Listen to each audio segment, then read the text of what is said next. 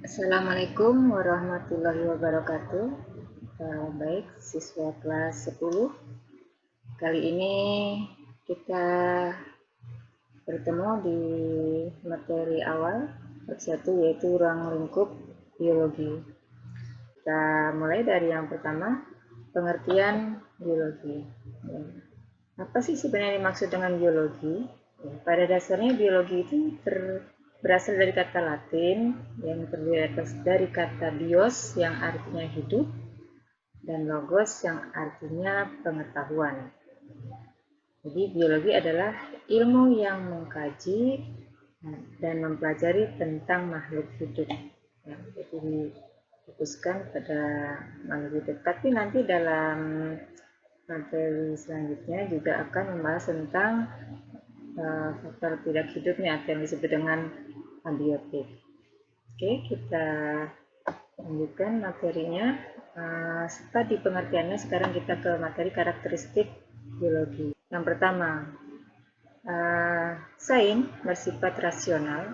Ini maksudnya bahwa dalam ilmu di bidang pengetahuan atau sains itu merupakan hasil kegiatan berpikir logis atau kegiatannya nanti dapat diterima akal atau baik bersifat logika maupun nalarnya nanti akan kira-kira masuk di akal tidak pada saat kita akan melakukan penelaahan baik pengamatan maupun nanti kegiatan praktikum. Yang kedua, hasil kajian bersifat objektif atau bebas dari subjektif. Maksudnya di sini hasil kajian bersifat objektif itu bila kita ingin meneliti suatu objek maka sebisa mungkin kita tidak dipengaruhi oleh pengaruh dari luar atau pendapat seseorang yang nanti akan membuat hasil pengamatan kita itu mendapat unsur pengaruh yang sebenarnya tidak diinginkan dalam pengamatan kita, tetapi kita paksa untuk masukkan ke dalam pengamatan. Nah, ini kalau bisa dihindari. Yang ketiga, empiris. Sains dapat dibuktikan dengan penelitian dan eksperimen. Kita ambil contoh, membuat fermentasi singkong atau membuat tape singkong. Nah, untuk membuat tape singkong, kita bisa melakukan semacam percobaan atau eksperimen. Disiapkan bahannya, kemudian raginya yang digunakan untuk membuat tape singkong itu. Jadi dalam membuat tape singkong dilakukan dengan cara step by step atau bertahap, mulai dari bahan singkongnya dikupas kulitnya, kemudian dibersihkan atau dicuci, kemudian dikukus, didinginkan dan diberi ragi hingga nanti akan menjadi tape singkong. Itu sains dapat dibuktikan dengan eksperimen. Kemudian yang keempat, akumulatif. Sains dibentuk berdasarkan teori-teori lama yang sudah disempurnakan, ditambah diperbaiki nanti untuk menjadi lebih sempurna. Misalnya kalau dulu tape singkong itu bahan sama-sama sebenarnya dibuatnya dari bahan singkong, tapi pada saat belum berkembangnya media plastik maka tape singkong itu ditutup dengan daun pisang. Tapi sesuai dengan perkembangan zaman, daun pisang ini agak sulit dicari sekarang terutama di perkotaan, maka daun pisang bisa diganti dengan plastik ya. Jadi tape singkong yang sudah diberi ragi tadi bisa ditutup dengan plastik. Demikian juga dengan pembuatan tempe. Zaman dulu pembuatan tempe tidak dilakukan dengan dibungkus plastik, tetapi dibungkus dengan daun pisang atau daun jati. Nah, sekarang lebih banyak digunakan dengan plastik. Nah, itu tadi kalau teori-teori yang dulu bahwa pembuatan tempe hanya bisa dilakukan dengan daun pisang, sekarang sesuai dengan perkembangan zaman, pembuatan tempe bisa dilakukan dengan media plastik sebagai alat penutup atau pembungkusnya. Kita lanjutkan. Untuk yang berikutnya adalah materi tingkatan objek biologi. Yang pertama kita bahas tentang molekul.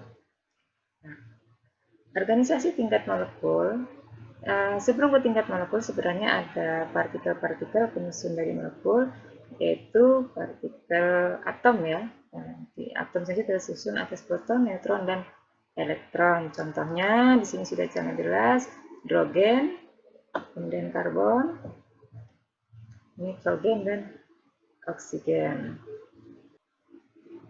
Atom yang membentuk molekul ini kemudian akan saling berikatan, ya. Dan molekul-molekul yang saling berikatan ini nanti akan membentuk sebuah organel pada sel. Misalnya mitokondria sebagai alat respirasi, kemudian ribosom sebagai tempat untuk sintesis protein, kemudian nukleus sebagai pusat kegiatan atau aktivitas sel, dan masih banyak lagi yang termasuk dalam organel sel. Yang kedua adalah organisasi tingkat sel. Organisasi sel itu prosesnya tersusun dari molekul-molekul yang bergabung dan membentuk organel. Nah, tadi sudah disampaikan bahwa organel-organel contohnya di sini ada ribosom sebagai tempat pembuatan sintesis protein, kemudian mitokondria, yaitu kolom endoplasma, dan lisosom dan lain sebagainya. Apa sih yang dimaksud dengan sel? Di sini dinyatakan bahwa sel adalah struktur organisasi terkecil yang menyusun makhluk hidup.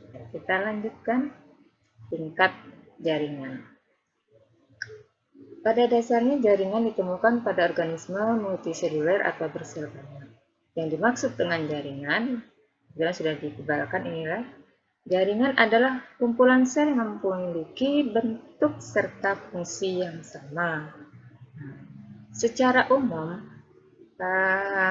jaringan ini merupakan sel-sel yang berkelompok tadi dengan fungsi yang spesifik. Nanti kita akan bahas contoh dari jaringan.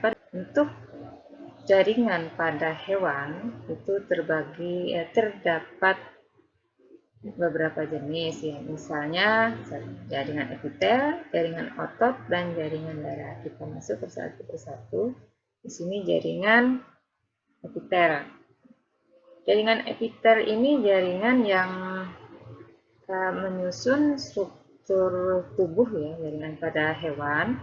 Nanti di jaringan epitel ini banyak sekali jenisnya, ada epitel silindris lapis, epitel silindris berlapis, epitel silindris kubus, dan epitel silindris berlapis transisional, dan lain sebagainya.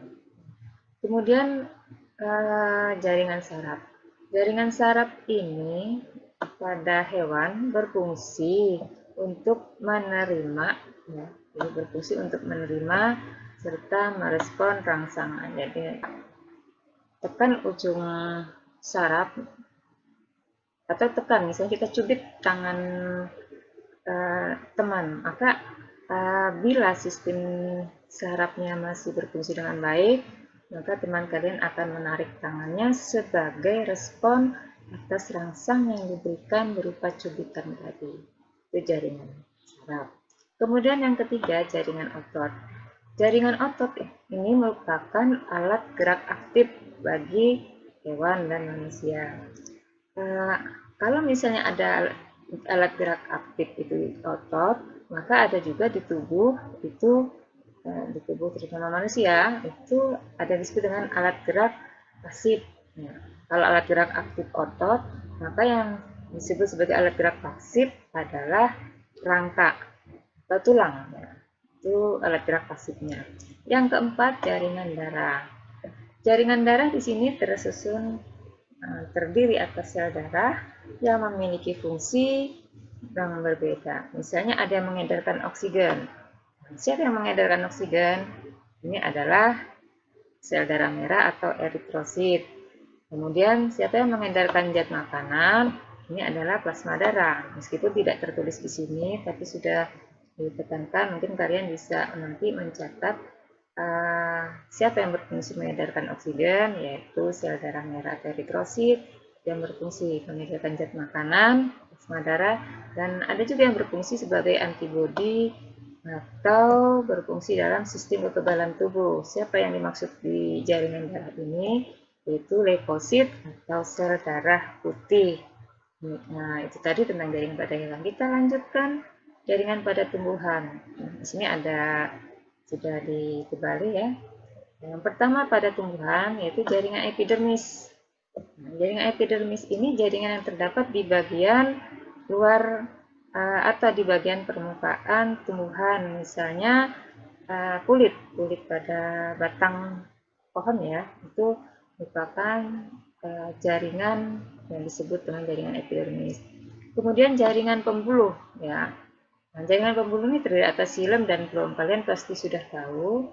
Di sini ada floem ya, di sini ada floem. Kemudian tadi ini ada xilem.